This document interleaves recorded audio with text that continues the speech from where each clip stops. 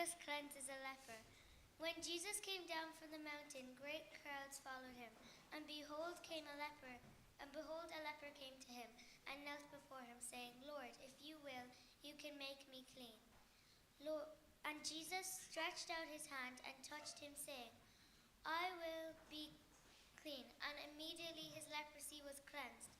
And Jesus said to him, see that you say nothing to anyone, but go, show yourself to the priest, and offer the gift that Moses commanded for a proof to them. The faith of a centurion. When he had entered Capernaum, a centurion came forward to him, appealing to him.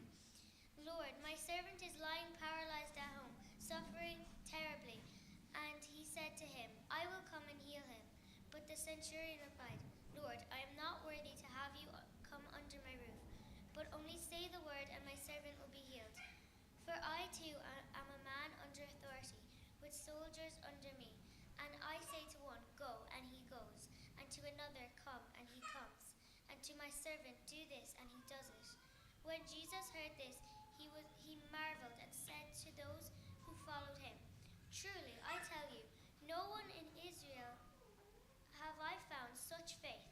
I tell you, many will come from east and west and recline at the table with Abraham, Isaac, and Jacob in the kingdom of heaven, while the sons of kingdom will be thrown into the outer darkness. In that place there will be weeping and gnashing of teeth. And to the centurion Jesus said, go, let it be done for you as you have believed. And the servant was healed at that very moment. Jesus heals many. And when Jesus entered Peter's house, he saw his mother-in-law lying sick with a fever. He touched her hand, and the fever left her, and she rose up and began to serve him. That evening they brought to him many who were oppressed by demons, and he cast out the spirits with a word and healed all who were sick. This was to fulfill what was spoken by the prophet Isaiah. He took our illness and bore our diseases.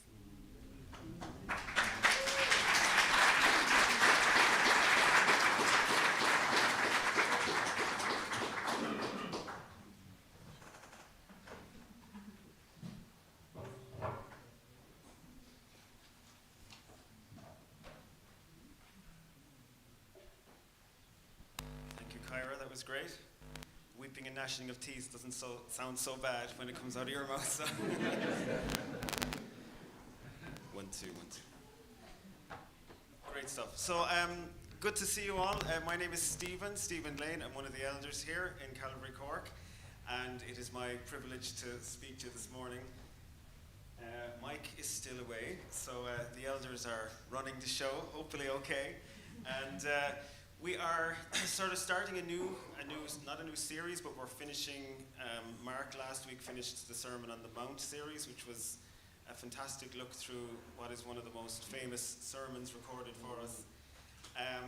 And interesting to note that as we head into Matthew chapter 8, that we've come out of the Sermon on the Mount, which was like 2 chapters, but just before the Sermon on the Mount, Jesus was active.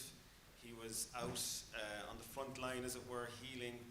And then he retreated with his disciples. He gave this Sermon on the Mount, and now he's back down the mountain. I was tempted to call the sermon Back Down the Mountain, but there was too much else going on. But once that sermon is finished, he's straight into meeting people's needs, healing, ministering to people.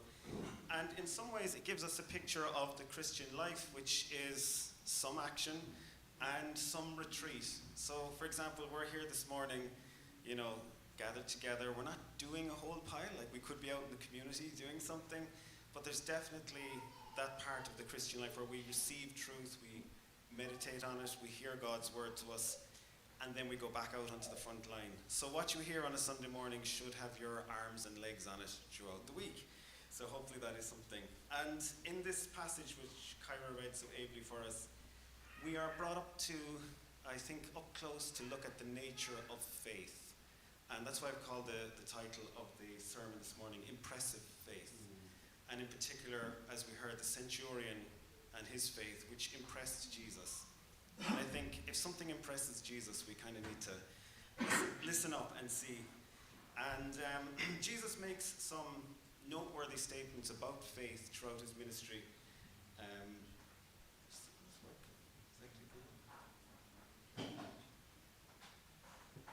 Click. It might come on. For example, he says to his disciples, where is your faith? At one point. And in another place he says, why are you so afraid? Have you still no faith? Which is quite a staggering thing for Jesus to say to them. And then if we click on, my clicker isn't working, so possibly. So he says, the disciples say to him eventually, Lord, increase our faith. Like they were aware in their own lives that they were lacking in faith. So, as I say, we will unpack a little about the centurion's faith in particular and what we can learn from that. But what is interesting about the centurion is that Jesus marvels at his faith. And the only other time we hear of Jesus being marveled at something was the opposite condition, unbelief. And that was in his hometown of Nazareth. It says that Jesus marveled at the unbelief of the people in his own hometown. And it says that Jesus did not do many miracles in his own hometown because of their unbelief. So we're presented in these verses with two very contrasting and important aspects of the Christian life, which is the possibility for impressive faith that actually gets results, and this opposite condition of unbelief, which actually seems to stop the hand of God from moving. And again, there's a lot of mystery in that, and I'm not sure of the mathematical divisions, but it just records that Jesus was amazed at the unbelief in his own hometown and did not do many miracles, and he did a lot of miracles. So we need to be aware of that, and in Hebrews, the writer to the Hebrews is kind of summarizing the failure of the nation of Israel to go in and possess the promised land. And I know Derek referenced it this morning. And he said they were unable to enter what God had promised for them because of their unbelief. God had promised that they would have this land and they couldn't go in and take it.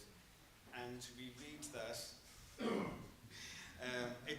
he brings the warning up to date. He says, take care, brothers, lest there be in any of you an evil, unbelieving heart, leading you to fall away from the living God.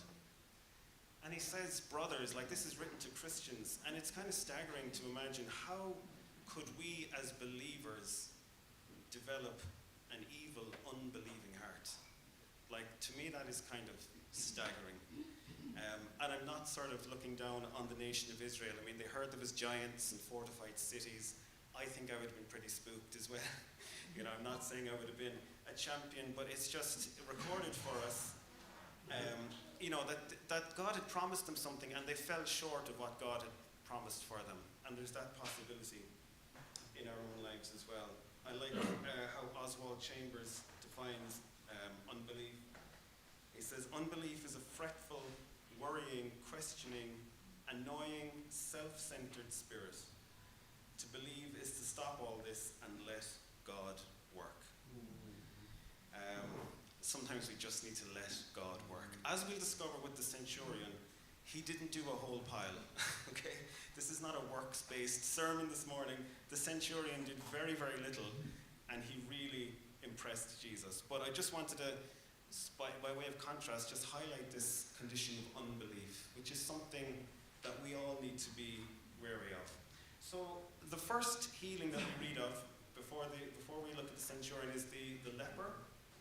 And there's a kind of a trilogy of healings, and the leper is the first one. And we read that as Jesus came down the mountain, the leper apprehends Jesus. He goes out to meet Jesus. And the first thing we should note about leprosy, and I suppose it's hard for us to really grasp how awful a disease it was. And it's mostly curable, but it was an uncurable disease at the time. It was highly contagious. The symptoms were awful, and you had to exile from your family, from your community. You were unclean. And from a Jewish point of view, you were forbidden to go anywhere near a leper, and especially touch them. You would be considered unclean. And we read that this leper comes out of exile and apprehends Jesus. And here's our first lesson in faith this morning, was that the leper was not put off by his own condition. He recognized that here was Jesus who was greater than his own condition, and he wasn't put off. And faith is always a forward-moving phenomenon. Faith moves us towards Jesus.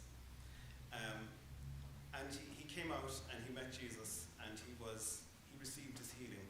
So lesson 1 is that faith is not a denial of your situation, but a recognition that Jesus is greater than your situation. So faith isn't kind of saying, oh, there's nothing wrong, it's fine. As Irish people, we just say, it's grand, it's not too bad. We're always minimizing things.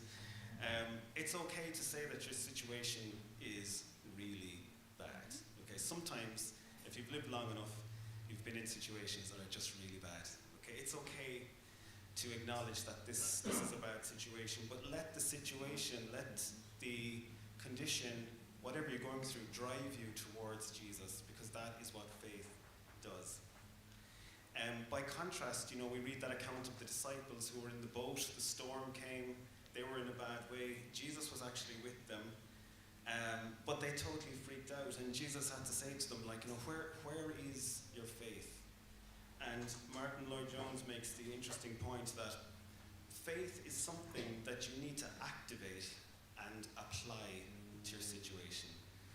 It's not just this passive, oh, maybe God will help me.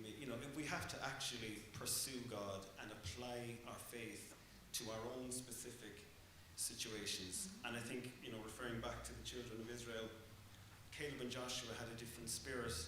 It's recorded for us that they came back with a similar enough report, but they concluded that we are well able to overcome them.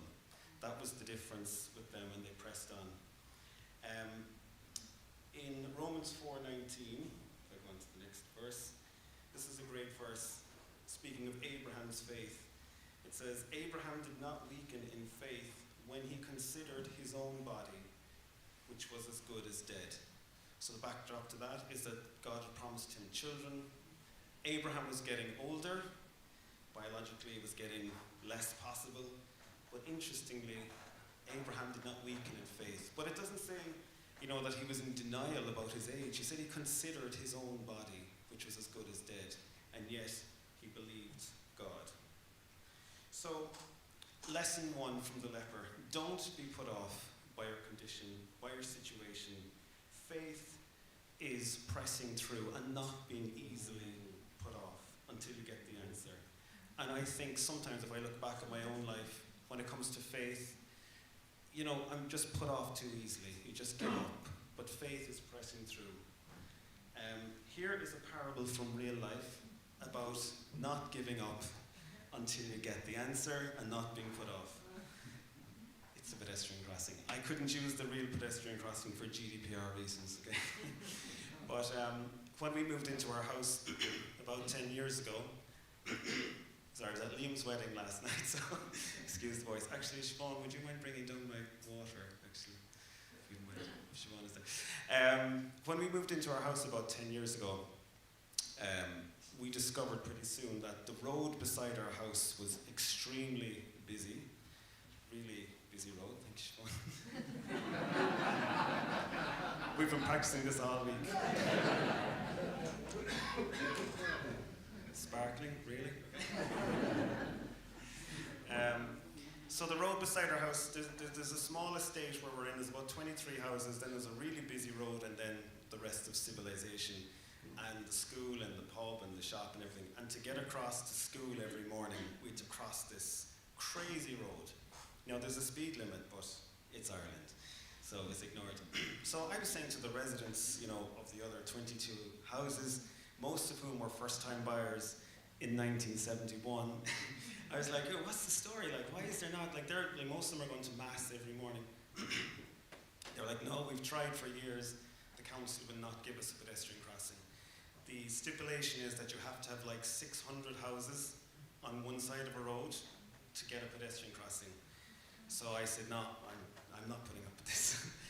So I found the name of the council engineer who was responsible for roads, and it was hard to get a meeting with him, first of all, but I got a meeting with him, and I said, we really need a pedestrian crossing. And he was like, oh, not a hope. The budget is set for 2 years. He said, do you realize a pedestrian crossing crossing costs 35,000 euro. So he put me off. So I let him have his spiel anyway. I just said to him, look, I just really have one question for you. It's like, just, do you have the power to make this decision? Or do we need to speak to someone else? I was like, if we decide between the two of us that we're going to put in a pedestrian crossing, like, can you sign off on that, or should I, like, do I need to talk to anyone? He said, no, I can. If we decide that, you know.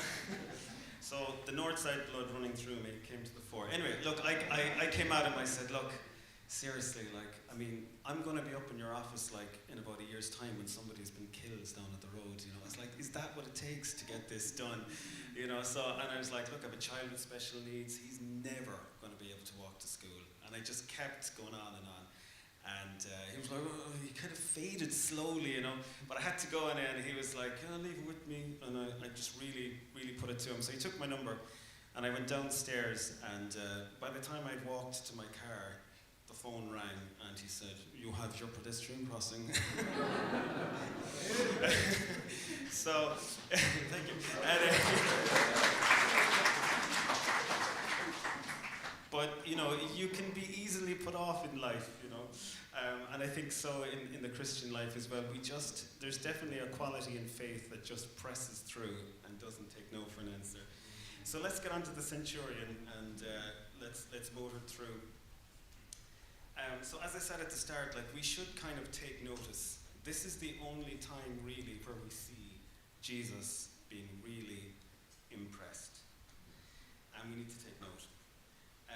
Just as background to that, we have this interesting verse in 11:6 which says, without faith, it is impossible to please God. You know, which is definitely something we need to constantly remind ourselves. Maybe by default as Christians, we always feel like we're not doing enough. You know, or that God kind of works on a merit system, that if we've come to church and all, I don't know, I know we've said that a lot, but it's something that is hard for us to shake off. But there is a particular quality to the centurion's faith that we can unpack a little bit. And it's definitely connected to his own role as a military commander. It's connected. He says in verse 9, the centurion, I too am a man under authority, and I say to this one, go, and he goes. To another one, come, and he comes. And to my servant, do this, and he does it. So because of his own place of authority, he recognized in Jesus that he too had authority and power.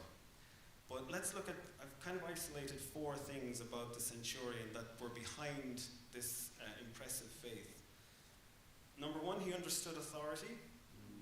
He understood the power of commands. He understood obedience. And he understood Jesus. So very quickly, just to dig into them a little bit. As a Roman centurion, he was sort of like a middleman in the hierarchy of the military. So he was somebody who had to take orders and also gave orders.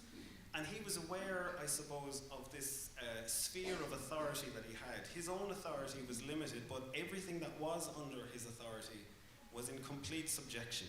So he had a good grasp, you know, that if something was under his authority, it was there.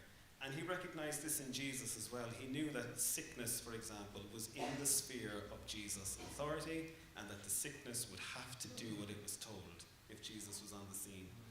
So he had a good grasp of authority. And the second point is that he understood the power of a command. When the centurion spoke, things happened. Unfortunately, as parents, that's not always the case. I say to this one, empty the dishwasher, and maybe it happens, you know. But all he had to do was to speak, and it would happen. And he recognized with Jesus that if Jesus just spoke a command, that everything in his sphere of authority was going to be in complete subjection. We have these verses again in Hebrews. By faith we understand that the universe was created by the word of God. And we need to soak that in. The universe was created by the spoken word of God. God commanded there to be light, and there was light. And the centurion got that quality about Jesus. God spoke, and it happened. The centurion knew that all Jesus had to do was speak. And we've heard in the reading that he didn't even want Jesus to come into the house. and physically be there with his servant. All he knew was that Jesus spoke and it would happen. And we have these verses in Isaiah.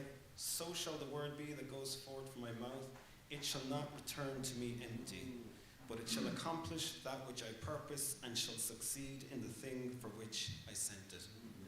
And in particular, it says, it shall not return to me empty. And I want you just to think about, something that God has spoken to you or highlighted for you in your situation. Maybe it hasn't actually come to fulfillment yet, but if God has spoken it into your life, it will not come back to him without accomplishing what he meant it to do. And that's really important for us. And sometimes God might say the same thing to you over and over and over again until you get the message. Like for me at the moment, it's just like, I just feel like God is saying to me, do not be afraid. It's from Joshua, do not be afraid. Every situation is the same thing. And God has spoken that, I believe, and it won't come back to him unless it has accomplished what he wanted it to do.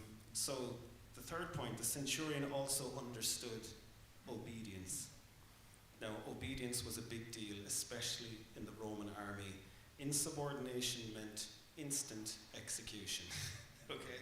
So he didn't sort of sit there wondering, should I do that? Yeah.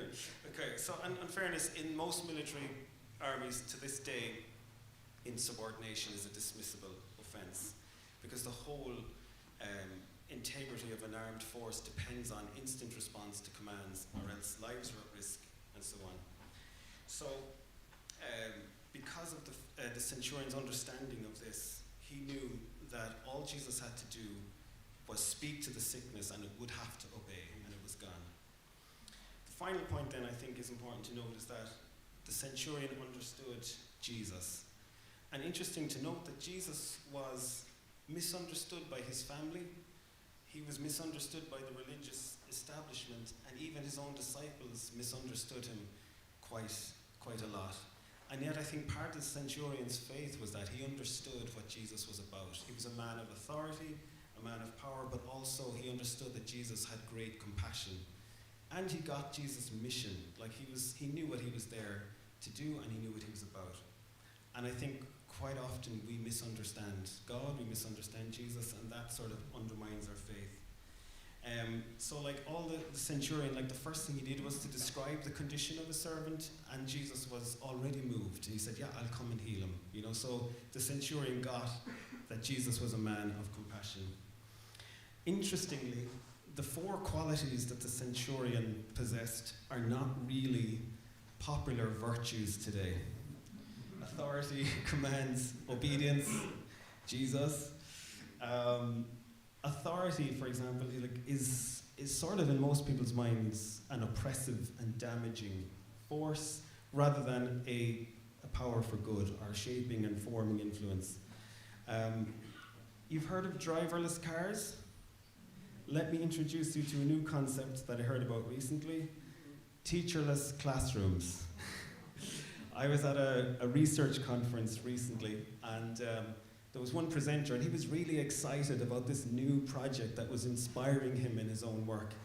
And it was this project in Japan where this particular teacher is doing this research where he goes into his class, he writes the instructions on the board, this is what you're learning today, and then he goes to the back of the class for 90 minutes and watches how the students handle the learning. Because the autonomy of the student is more important than the teacher's oppressive teaching, So I'm looking around at my fellow, educators going like, am I the only one that's seeing this as a bad thing? But this was kind of an exciting development that perhaps it's the students themselves that need to direct their own learning. I don't know, all I kept thinking was if that was back in Ireland, especially back in the school I went to, we would have just legged out the door. There would have been nobody left at the end of the 90 minutes. Interestingly, according to the research, the students did actually begin to sort of look at the problem and begin to solve it a bit, but the teacher left after 90 minutes, didn't even bring it to a conclusion. Anyway, the idea that someone in authority is forming and shaping another person in a positive growth situation is not really considered desirable anymore. So before we leave the centurion, I think it's important to note as well that he was an outsider, a bit like the leper in a way. And I know Mike called the Sermon on the Mount series an inside-out kingdom. This is more like an outside-in kingdom in a way, because this centurion was part of the Roman occupying forces. They were not wanted. I mean, these were people that were not wanted in Jerusalem at the time. And interesting to note, I mean, I suppose maybe it's just an Irish thing, but when I hear, of colonizing and, a kind of foreign force in a country, I was thinking like centuries, like the occupying forces had only been there about 60 years by the time Jesus came. So this was very, very fresh. And even Jesus' disciples were saying to him, when are you going to drive out the occupiers and restore the kingdom of Israel? And here is Jesus handing out some of the highest praise to this Roman soldier who was a complete outsider. And as Kyra read for us, Jesus kind of perceiving the thoughts of his disciples makes those quite striking and damning statements that those who consider themselves to be of the household of faith will be on the outside, and the outsiders will be brought in. I like the way it's put in the message. I'll just read what it says there. Jesus, speaking about the centurion, said, "This man is the vanguard of many outsiders who will soon be streaming in from all directions. But those who grew up in the faith but had no faith will find themselves out in the cold, outsiders to grace, wondering what happened." So, again, like the leper, I suppose, the centurion was not put off by his own station. Sorry, is there an echo there, guys, or is it just me? Booming echo, sorry, thanks, Dan. The centurion was not put off, like Nicodemus, for example, came to see Jesus at night, but the centurion still, regardless of his station in society, still met Jesus up front and got what he needed. And again, it just brings back the point, how easily put off are we? The centurion was not put off by the fact that he was a soldier in an occupying force. He still came to meet Jesus. So how easily put off are you? Definitely, your life could be in better shape. Is that going to stop you coming to Jesus? Perhaps you've been always considered the least in your family. Perhaps you feel like you're too busy to bother the master. I think we need to bother the master anyway. And we need to learn from the centurion who had no qualifications to come to Jesus and yet came anyway. And one last point, soldiers who were promoted to the rank of centurion had to have exhibited considerable skill on the battlefield. But I think for all his achievements, this encounter with Jesus was his finest hour. And for us as well, to impress Jesus with that kind of trusting faith is something we should aim for. Finally, I'm just going to touch on the last healing. And we read that after this, Jesus came to Peter's house, who was one of his disciples. He came to Peter's mother-in-law, who was in the house, and she was burning up with a fever. And very simply and tenderly, Jesus touches her hand, and she is healed. She's perfectly restored and rises to serve them. And in a way, we see the many ways which God works. Like Jesus did not wait for her faith to manifest. Nobody interceded on her behalf. He takes the initiative and he goes and heals her. So no impressive faith this time, just the magnificence of Jesus on display. And that sort of finishes out that passage that we have for this morning, where anyone who was oppressed with demons, anyone who was sick, was brought to Jesus and nobody went away disappointed. So that's why I titled the sermon, really. It's impressive faith, but also it's magnificent God. It's the magnificence of Jesus on display in kindness, mercy, love, compassion, power, condescension. And, getting back to the authority and power, I suppose power is so, it's rare to see it well used. Authority is often abused. But with Jesus, we see this power, this great power enveloped by compassion and expressed in service to others. And for the leper, for the centurion, it was the magnificence of Jesus, really, that was the source of their faith. And these encounters, everything that's recorded for us, really, and we have the benefit of it some 2,000 years later, it's meant to spur us on in our own faith. In Hebrews 12, you get these great verses. Since we are surrounded by so great a cloud of witnesses, let us lay aside every weight and sin which clings so easily, and let us run with endurance the race that is set before us, looking unto Jesus, the author and perfecter of our faith. So Paul says as well, in a race, all the runners run, but only one gets the prize. Run in such a way as to get the prize. So as we've heard, faith is pressing forward, moving forward, not being put off by your own lack of faith even. Just whatever measure of faith you have, apply it 100% to your situation. And Paul is trying to say, like, he's not saying everybody doesn't get a medal, okay? We can all win. It's not a works-based. But he's saying, run in such a way as to get the prize. Here is Ciara McGeehan winning her gold medal last month. And there's something in this. I mean, if we can learn about faith from a centurion, let's learn about faith from this fantastic athlete who, at the age of 32, having not won a gold medal in this event, finally gets the prize. But you can see all the runners there want to win, but she gets the number one. But in some ways, you can imagine, even as she's going through that race, the voices in her head going, you know, you've never won. You're probably too old. Most of the competitors are 10 years younger than you, and yet she keeps going. And there's something in that. I think we all hear those kind of unbelief voices in our head when we're trying to get through to God, when we're trying to work the faith we have into our life and move forward. We get those negative voices.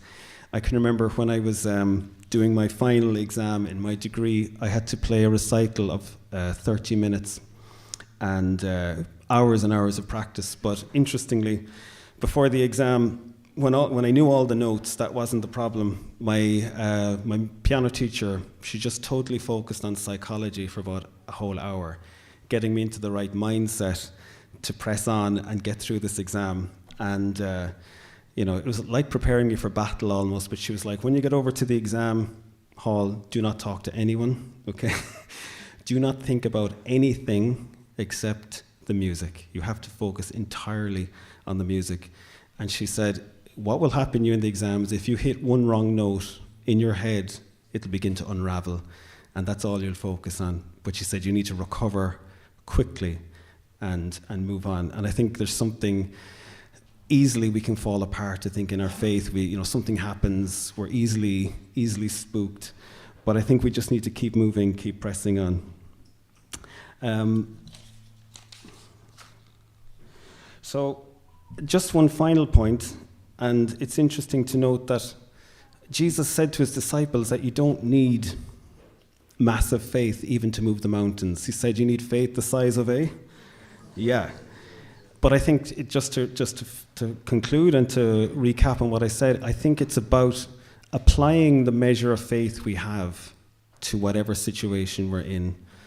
I think that's where we fall short, is like we're in a bad situation, we feel the lack of faith in ourselves, we crumble, but there is faith there, even if it's tiny, but you need to take it out and use it and take a risk and keep going and move forward and don't be put off until God comes through. And just remember the centurion, he did absolutely nothing, but he let God work, and God did work. So thank you for listening, and I'm just going to close in prayer for us there, guys, and after that, the worship team are going to come up. There's communion out in the foyer there, and I think, do we have a prayer team today? Yeah. So maybe you just are aware of a lack of faith. Come to the team, ask them to pray for you. Like the disciples, Lord, increase our faith. I think that's going to be a perpetual prayer for the rest of our lives. But don't be afraid to just grow together. As Victor reminded us in his sermon, like our faith is woven together as a community. Like we do spur each other on. So Lord, we thank you for this fantastic set of verses that we've been able to meditate on and draw from and just learn from. And I pray that the outcome of this morning would be a stronger faith for each of us, that we will have grown a little bit, that as we hear your word spoken to us, that faith will begin to arise. And I pray that we will activate our faith and use it and not be those who shrink back, but those who press forward into the kingdom. In Jesus' name, amen.